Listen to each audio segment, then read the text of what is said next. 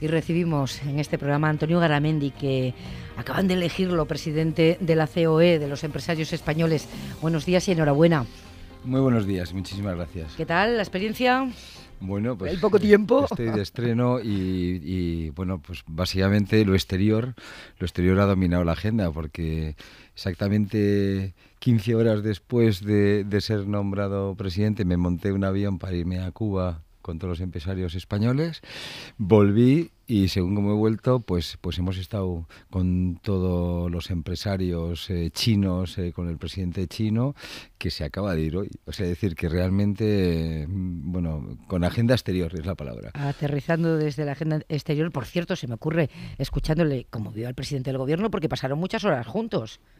Bueno, yo le veo muy bien. En ese viaje a Cuba, ¿lo vio bien? Pues yo le veo muy bien, además creo, y lo digo porque lo he dicho desde el primer día, que los empresarios nos hemos quedado muy satisfechos también del apoyo institucional, porque claro, era la primera vez en muchos años que iba un presidente del gobierno a Cuba, pero es que nosotros llevamos más de 30, es decir, era la primera vez que había un encuentro empresarial también con la clase política, pero sin embargo nosotros era exactamente el 23º, o sea, 23 años que ya hacíamos encuentros. De hecho, nosotros en Cuba tenemos la asociación, una cosa curiosa, tenemos la Asociación de Empresarios Españoles en Cuba, que hay más de 200. Por ejemplo, en el turismo, el 90% de las camas hoteleras son españolas, es decir, tenemos, o sea, es que estamos en mil cosas. Ahora se está abriendo, parece, el régimen y hay muchas oportunidades de infraestructuras, de recuperación, ferroviarias, y yo creo que España debe estar, ¿no? ¿Y no se ponían nerviosos ustedes, los empresarios, cuando después del deshielo inaugurado por Barack Obama veíamos aterrizar en la isla a François Hollande y los españoles, los políticos españoles no acababan de ir? Bueno, efectivamente, allí estábamos y es cierto, Francia aprovechó la oportunidad y es triste cuando España es el primer país inversor en la isla, ¿no? Además, yo creo que hay otro tema que es importante, además. Cuando bajas a la calle, además, es que en Cuba se nos quiere, que yo creo que es otro dato. Es muy importante, claro. Que es otro dato que es muy bueno, ¿no? Y sobre todo que yo creo que deberíamos de estar cuando empiece esa recuperación, no solo económica, sino democrática. Por cerrar el capítulo Cuba, me aseguran que usted le dijo al presidente allí en la isla que siempre tendría la lealtad de la patronal. Sí, a ver, yo lo digo con mucha claridad y lo he dicho desde el primer día. Nosotros vamos a trabajar con independencia. Y cuando digo con independencia, de la nuestra, con independencia en el sentido de decir las cosas que opinamos, ¿no? Siguiente, que hemos venido a sumar, no a restar. Por tanto, aunque tengamos que decir cosas que igual no gusten, pero siempre con lealtad institucional, clarísimamente, y con sentido de Estado. Yo creo que aunque igual es clamar en el desierto, ¿no? Yo creo que los temas de política exterior deberían de ser unos temas comunes y deberían de ser unos temas de política de Estado. Y a mí no me parece bien, ni nos parece bien, que se haga política local con estos temas, que además nos estamos jugando las cosas de comer, es decir, porque al final el pueblo ya no, nosotros también lo somos, lo que estamos es en el día a día, las empresas tienen que salir al exterior, hemos salido al exterior, el gran milagro español es que hemos pasado de 50.000 a 150.000 las empresas que están internacionalizadas, que exportan. Entonces lo que nosotros necesitamos es que todas las instituciones nos apoyen, porque al fin y al cabo esa es la realidad de la vida y la realidad de la economía, ¿no? Vamos con la agenda concreta. Hemos contado en la SER que el Gobierno tenía preparado un decreto ley o estaba trabajando para llevar a Consejo de Ministros un decreto ley con la ley de cambio climático, la ley de transición energética. Se ha parado en el último minuto, pero eso llegará. Tarde más o tarde menos, eso llegará. ¿Los empresarios españoles están preparados para la transición a una economía verde? A ver, yo creo que los empresarios estamos siempre preparados a lo que tenga que venir. Y no solo eso, sino que las empresas, y además son conscientes de que hay que seguir trabajando la innovación, el I+D+I, en el sentido de ir avanzando en todas las tecnologías, ¿no? Nosotros yo de hecho en mi discurso inaugural hablé claramente que queremos ser proactivos con los ODS, ¿no? Con los objetivos de sostenibilidad. Lo que sí planteamos, y eso está claro, es que en los objetivos hay tres, que son las personas, que es el medio ambiente, y hay un tercero, que es la sostenibilidad económica, es decir, que todo esto funciona cuando económicamente es viable. Lo que planteamos en esto es que se tenga presente a las empresas, que se tenga presente a los empresarios, en el sentido de ver cómo se van adecuando estos objetivos. ¿Por qué? Pues porque la tecnología va avanzando y que todos sabemos que hay que ir a una economía verde, no solo todos sabemos, sino que todos la queremos, pero que tenemos que ir avanzando también cuando la tecnología va adaptándose. Es decir, por ejemplo, hablamos del coche eléctrico, ¿no? Sí. Y todos sabemos que en las ciudades va a acabar funcionando el coche eléctrico, pero no se puede decir que ya está. Es decir, todavía estamos evolucionando, todavía las baterías tienen que evolucionar mucho más para ver cómo va a ser las recargas. Es decir, yo creo que lo único que nosotros pedimos es simplemente, oiga, no se hagan de golpe cosas, sino que simplemente graduemos y trabajemos juntos para ver cómo implementamos este tema, ¿no? Los plazos que maneja tanto el Gobierno de España como la Comisión Europea, que son 2040-2050, ¿qué le parecen? Bueno, nosotros, insisto, lo que estamos planteando es una cosa son objetivos y otra cosa es ver cómo llegamos a ello. Es decir, lo que no nos parece bien, lo digo también por encima de la mesa, lo que no nos parece bien es, por ejemplo, pues que se diga, no, es que mañana la gasolina y el diésel, vamos a ver, se puede hablar de el CO2 debiera de ser, pero no, condenamos a esta tecnología. Es decir, yo creo que eso es lo que tenemos que graduar y tenemos que ir valorando cómo se va llegando. Porque además, que nadie dude que las empresas van a estar en donde tienen que estar. De hecho, hace pocos días, por ejemplo, vino el presidente de Renault y hizo un planteamiento, ¿no?, de invertir en Valladolid más de 500 millones de euros, precisamente en ver cómo se va trabajando en los motores, ¿no? Entonces, yo creo que eso es lo que hay que pensar, en ese día a día que es el que nos tiene que llevar al futuro, ¿no? Se pone usted al frente de una organización que es capital para el diálogo social, junto a los sindicatos y el Gobierno, cosas muy concretas. Los trabajadores españoles dicen, y lo dicen muchos organismos internacionales, han perdido poder adquisitivo, se ha devaluado el salario, se han recortado los otro tipo de beneficios sociales. ¿Cuándo le toca la recuperación a los trabajadores, señor Garamendi? Bueno, yo creo que habría que diferenciar, había que ver varios espacios diferentes. Es decir, nosotros, concretamente en COE, en las organizaciones empresariales, estamos en el diálogo social. El diálogo social, negociación colectiva, 5.000 mesas abiertas en España entre trabajadores y empresarios, que es en general la gente que está afiliada a nuestras organizaciones. La gente que está en la negociación colectiva, los que están en esa banda, no están, por decirlo, en estas expresiones que dicen los organismos. Y de hecho, hace muy pocos meses, hace un par de meses, hemos firmado el Acuerdo Nacional de Convenios, donde incluso hemos hablado de los 1.000 euros por 14 en el 2020. Es decir, nosotros estamos en esa banda y también trabajando en ese efecto del trabajo digno, ¿no?, que yo creo que todos que tenemos que ver.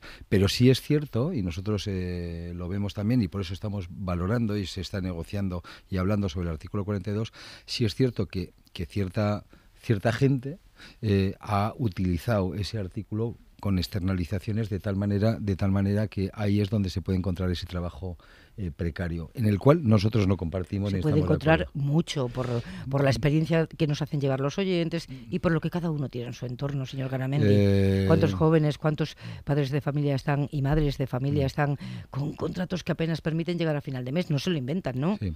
Yo luego también creo que hay que mirar, porque también cuando hablamos de esos contratos, geográficamente dentro de España, la diferencia, claro, que es vivir en Madrid o vivir en otras zonas. Es decir, que a veces eso es así. Un dato concreto, Sí. perdóneme. Comisiones Obreras dice que las horas extra en España equivalen a 170.000 empleos a jornada completa. Horas extra que muchas veces no se pagan. Bueno, una cosa es que haya horas extras y otra cosa es que no se paguen, ¿eh? Es decir, por tanto, si no se pagan, yo no puedo estar de acuerdo. Ahora, que haya horas extras tiene sentido. Es decir, tiene sentido porque que una persona en un momento dado tenga que hacer algún trabajo extra, que eso es lo que es una hora extra, no significa que tú tengas que decir, pues 8 horas una persona, porque es que yo creo que las cosas se entienden como las digo. Otra cosa es que a alguien le exijan hacer unas horas extras y no se las paguen, y en lo cual nosotros tampoco podemos compartir. O que con horas extras se enmascaren puestos de trabajo, ¿no? A ver, yo siempre creo, o sea, pero esto es un poco como en España, por ejemplo, el fraude por absentismo son casi 4.500 millones de euros. Digo el fraude por absentismo. Es como si yo dijera que todos los trabajadores son absentistas. No es cierto. Pero que hay una bolsa, claro que la hay. Que hay una bolsa en nuestra banda de algunos señores que no lo hacen bien, Pues también. Entonces, en nuestra banda son los empresarios. Sí, por eso digo.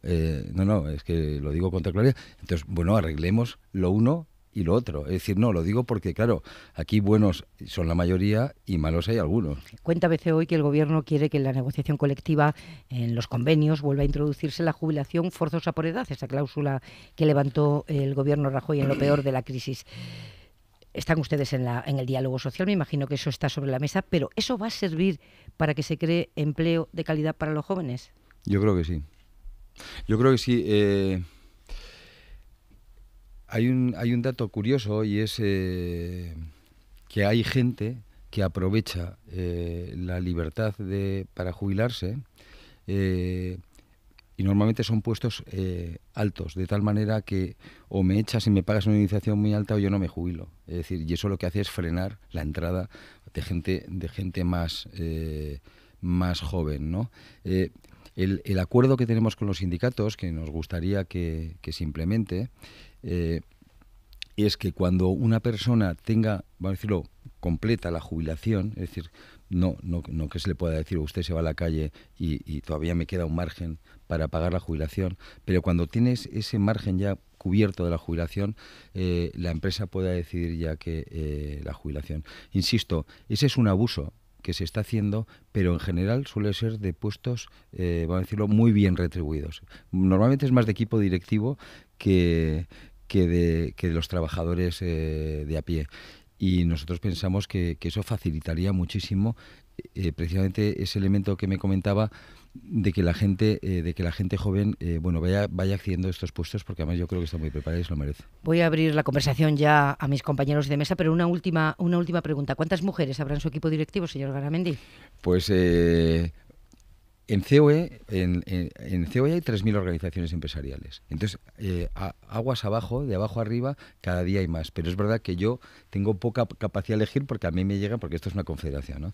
Pero hombre, yo sí he prometido una cosa, que en el equipo directivo voy a contratar a más mujeres. De hecho, ya la primera mujer que he fichado es la directora de Relaciones Institucionales, Comunicación y Sostenibilidad, hablando que estábamos hablando. Hemos introducido este concepto porque creo que es de futuro.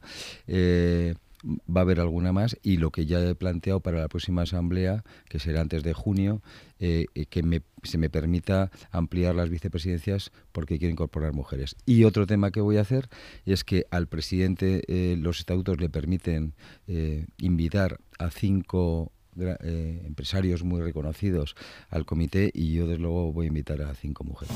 Y esta mañana con Antonio Garamendi, el nuevo presidente de los empresarios españoles de la patronal COE. Esther Palomera, cuando quieras. Pues la verdad es que en primer lugar felicitarle, como no puede ser de otra manera, tras su elección, y felicitarnos también por escuchar a alguien que su primera frase es decir, vengo a sumar y no restar. Con los tiempos que corren, esto yo creo que ya es como para darnos por satisfechos. A mí me gustaría preguntarle, porque acaba de decir que tiene intención de incorporar a las mujeres a la mesa de la patronal, pero quisiera saber si pueden hacer algo, además de incorporar a las mujeres para que se sienten en esa mesa, para reducir la brecha salarial de la mujer en el mercado laboral. ¿Qué se puede hacer desde la patronal? Bueno, nosotros, por ejemplo, una actividad que llevamos haciendo desde hace ya 4 años y que vamos a seguir impulsando, que es el proyecto Promociona. Por COE han pasado ya 400 directivas, donde hay un proceso de prácticamente un año de formación, y donde muchas de esas directivas ya están pasando a puestos de alta dirección. Es decir, yo creo que todos nos tenemos que concienciar en este sentido. Vamos a presentar dentro de pocos días un estudio muy potente de brecha salarial, es decir, porque efectivamente la hay. Lo que hay que ver es estudiar realmente, o sea, yo creo que tenemos que dejarnos de demagogias en cosas y empezar a ver con realidades cuáles son qué es lo que está pasando. Es decir, en muchos casos es por la incorporación más tardía, en otros casos puede ser por las reducciones de jornada que hay con la maternidad, pero dicho eso, el tema es, vamos a evaluar exactamente por qué se da la brecha salarial, y la intención nuestra también es proactivamente, lo he dicho antes, dar las soluciones que nosotros pensemos, porque yo creo en la igualdad, lo digo de verdad, Y no solo creo en la igualdad, sino que creo que además que las empresas van a mejorar muchísimo con la incorporación de la mujer, con más mujeres dentro de los equipos directivos. Y donde está la realidad es en los equipos directivos, no en los consejos de administración, porque donde se trabaja y donde se gestiona la empresa es en el corazón de la empresa. Enrique Llena. Muy buenos días. Muy rápidamente una pregunta sobre el horizonte económico. Hay dos lecturas en estos momentos en el ámbito político que se entrecruzan diariamente. La lectura apocalíptica, todo esto irá muy mal dentro de muy poco, o la lectura positiva. ¿En qué lectura están ustedes? Pues nosotros vamos a decir que vamos a quedar bien con todos. Es decir, la economía mundial está claro, no va a crecer de la misma manera. Tenemos encima los temas proteccionistas de los dos gigantes. Ayer con China afortunadamente hemos empezado a trabajar que nos están afectando. Tenemos el tema del Brexit, tenemos en España el tema de Cataluña, que al final también influye. Tenemos los tipos de interés que el señor Draghi nos está diciendo que está subiendo. Yo tengo que decir, las empresas españolas están mucho mejor preparadas que cuando vino la crisis, y yo tengo que decir que hay que dar confianza a la gente, que además tenemos los fondos internacionales que nos miran, que nos invierten, que les gusta España. Mi obligación es transmitir esa confianza. Dicho eso, lo que nosotros sí decimos es que en tiempos donde las cosas no van un poco tan bien, lo que no tenemos que hacer como país es gastar más de lo que tenemos. Es un poco el planteamiento que decimos. Hombre, no nos va a ir tan bien, pero vamos a crecer más que Europa. Es decir, y es verdad que las cifras que tenemos son menores. Pero yo creo que en el fondo, es decir, las versiones apocalípticas no son buenas, pero tampoco el que todo esto va fenomenal. Por eso digo que me quedo en el centro, que es una buena posición, creo. En la realidad, ese sitio que no me gusta, dice Woody Allen, lo recordábamos a las 7:30, pero el único donde se come un buen filete. Antonio Garamendi, mucha suerte en la tarea, seguiremos hablando. Muchísimas gracias a todos.